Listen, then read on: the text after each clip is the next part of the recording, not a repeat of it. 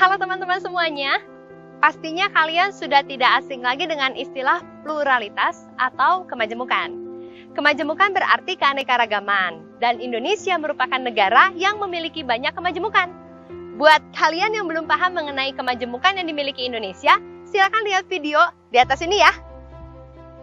Pluralitas dapat pula disebut sebagai kebinekaan yang harus dihormati dan dihargai oleh setiap anggota masyarakat. Salah satu kemajemukan yang dimiliki oleh Indonesia adalah agama. Terdapat 6 agama yang diakui oleh pemerintah Indonesia, yaitu Islam, Kristen, Katolik, Hindu, Buddha, dan juga Konghucu. Walau memiliki beragam agama, seluruh masyarakat Indonesia memiliki kebebasan beragama sesuai dengan keyakinannya masing-masing. Islam.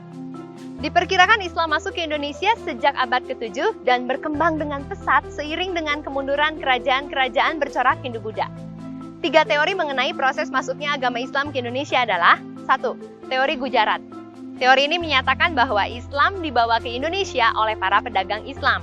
Bukti dari teori ini adalah batu nisan Sultan Malik Al-Saleh, Sultan Samudra Pasai yang bercorak Gujarat, dan tulisan Marco Polo yang menyatakan bahwa ia mendapati banyak penduduk di Perlak, Aceh Timur yang beragama Islam, serta peran pedagang India dalam penyebaran agama Islam. Yang kedua, teori Mekah. Teori ini menyatakan bahwa Islam dibawa ke Indonesia oleh para pedagang Arab.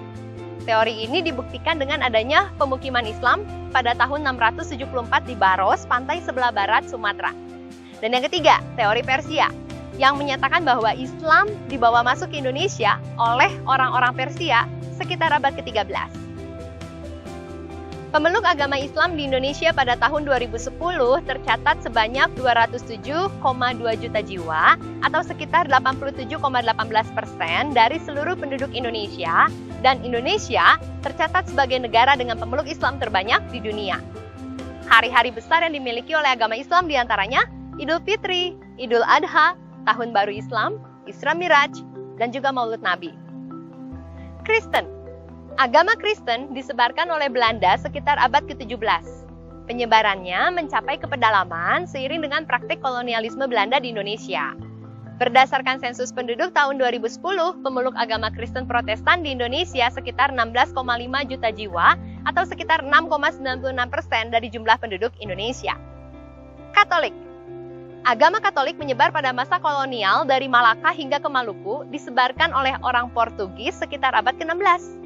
Perkembangan agama Katolik terhambat setelah Belanda hadir dan menyebarkan agama Kristen Protestan. Berdasarkan sensus penduduk tahun 2010, pemeluk agama Katolik di Indonesia tercatat sebanyak 6,9 juta jiwa atau 2,91% dari seluruh penduduk Indonesia. Di beberapa daerah, para misionaris luar negeri mendirikan seminari-seminari yang bertujuan untuk mendidik calon-calon pastor pribumi, misionaris, dan juga biarawan. Agama Kristen Protestan dan juga Katolik memiliki sejumlah hari besar yang sama, yaitu Natal, Jumat Agung, dan juga Paskah. Hindu. Agama Hindu diperkirakan masuk ke Indonesia sejak sebelum abad ke-5 Masehi.